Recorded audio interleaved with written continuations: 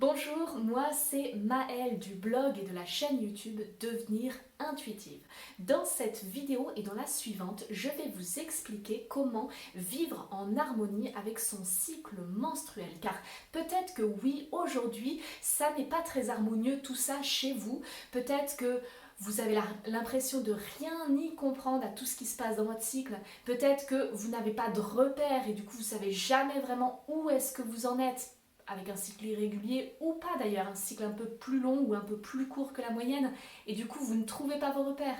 Peut-être qu'il y a des phases qui sont compliquées, typiquement l'approche des règles, ou au niveau relationnel ça peut être souvent tendu, vous pouvez être impatiente, irritable, ou des sautes d'humeur que vous ne comprenez pas. La phase des règles n'est pas toujours très simple non plus, avec les douleurs et puis avec la fatigue que ça nous cause.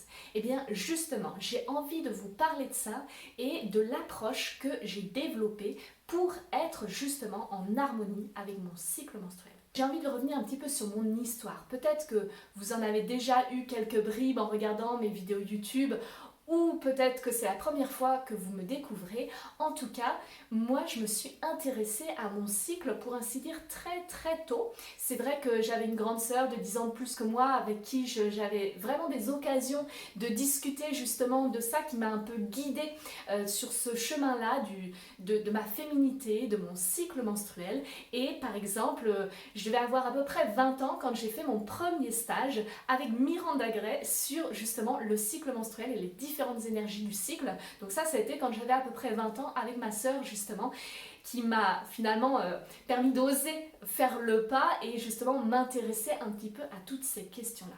Donc je m'y intéressais beaucoup, mais beaucoup au niveau des émotions. Alors c'est vrai que j'avais conscience par exemple de ce dont on parle beaucoup aujourd'hui, c'est-à-dire les différents archétypes en lien avec le cycle menstruel. Peut-être que ça vous parle, les différentes phases du cycle, avec notamment la jeune fille en début de cycle qui est pleine d'énergie, la femme, la mère en fait au moment de l'ovulation qui est rayonnante, l'enchanteresse au moment de la phase prémenstruelle qui est aventurière, qui est un peu la femme sauvage, et puis la sorcière en période finalement menstruelle, donc lorsque vous avez vos règles, où c'est un petit peu plus le repli sur soi, mais aussi la femme sage, la femme qui a une certaine sagesse à apporter au monde.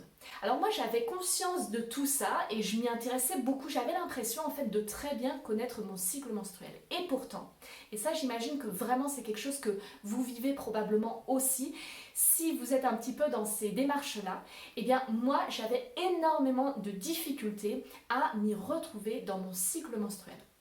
Donc j'avais cette notion finalement, ces notions théoriques des différents archétypes, des différentes phases du cycle, mais je n'arrivais pas à les calquer sur mon propre cycle à moi. Pourquoi? Parce que tout simplement, je n'avais pas un cycle de 28 jours. Moi à l'époque, et c'est toujours le cas d'ailleurs actuellement, j'ai un cycle plutôt long de 33-35 jours et du coup je n'entrais pas dans les cases en fait. Et je ne savais pas à quel moment par exemple je passais de l'énergie de la jeune fille à celle de la mère. De l'énergie de la mère à la phase prémenstruelle. La seule finalement que j'arrivais bien à repérer, oui, c'était la phase de la sorcière, mes règles, parce qu'au moins j'avais des saignements, je pouvais repérer cette phase-là.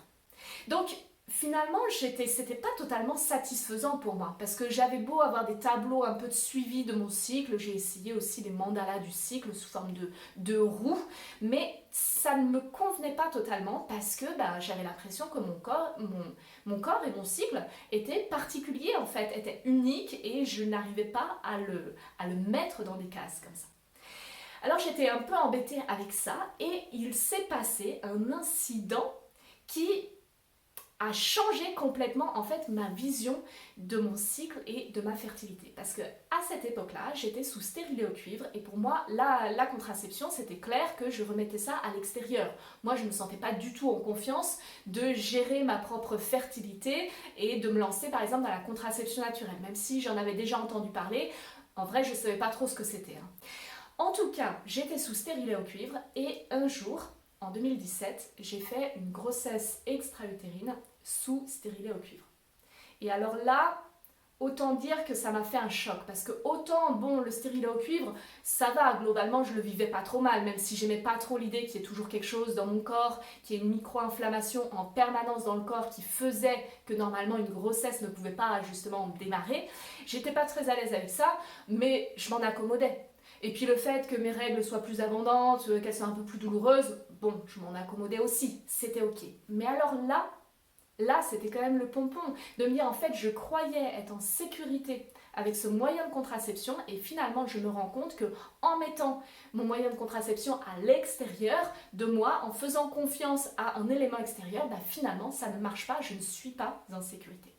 Alors là, ça m'a fait me poser énormément de questions et c'est là que j'ai commencé vraiment à m'intéresser à la contraception naturelle et plus spécifiquement à la symptothermie, qui n'est pas l'objet de cette vidéo et qui c'est pas du tout indispensable à mon sens de pratiquer la contraception naturelle ou la gestion naturelle de sa fertilité pour être en harmonie avec son cycle.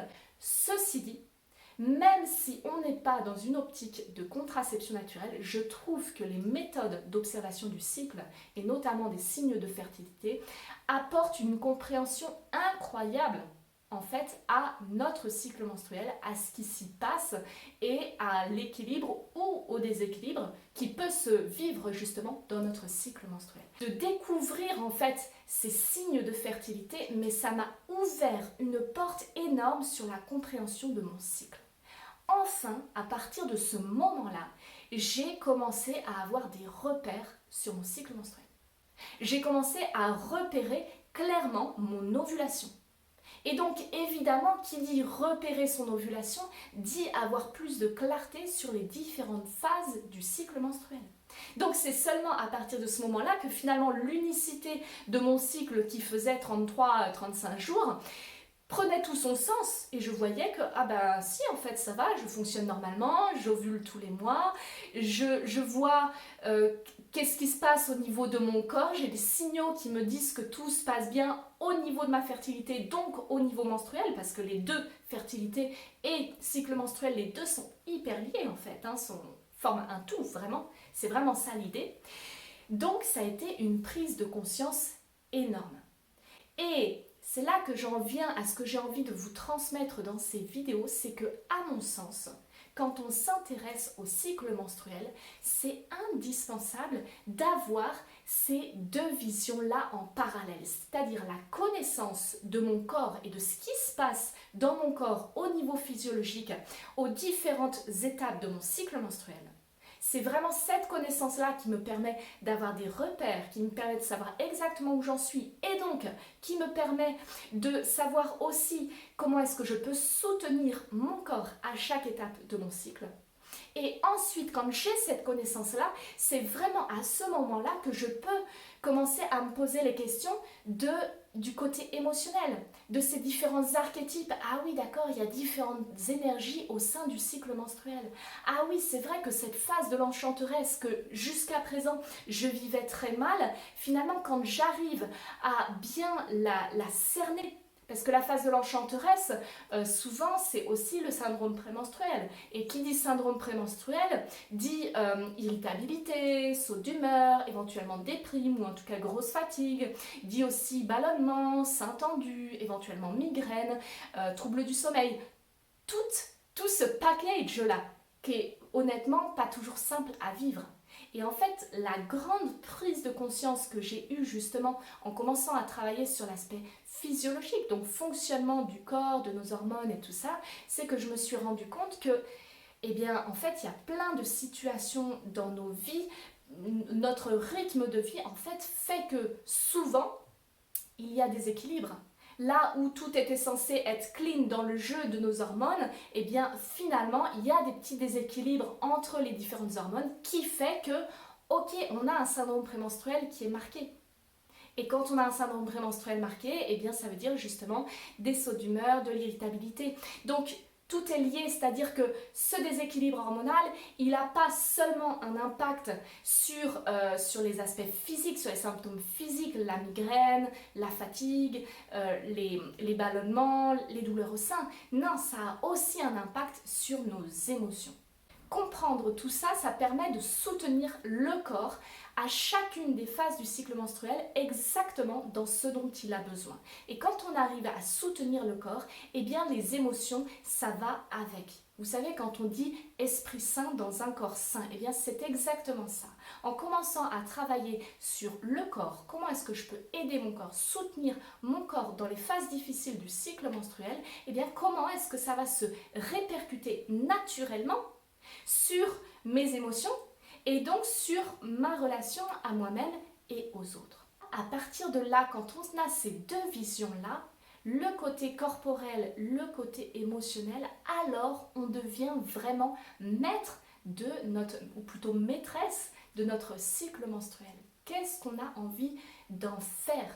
Moi, personnellement, j'ai pas du tout envie, et d'ailleurs c'est pas du tout comme ça que je le vis, j'ai pas envie de vivre mon cycle comme une contrainte.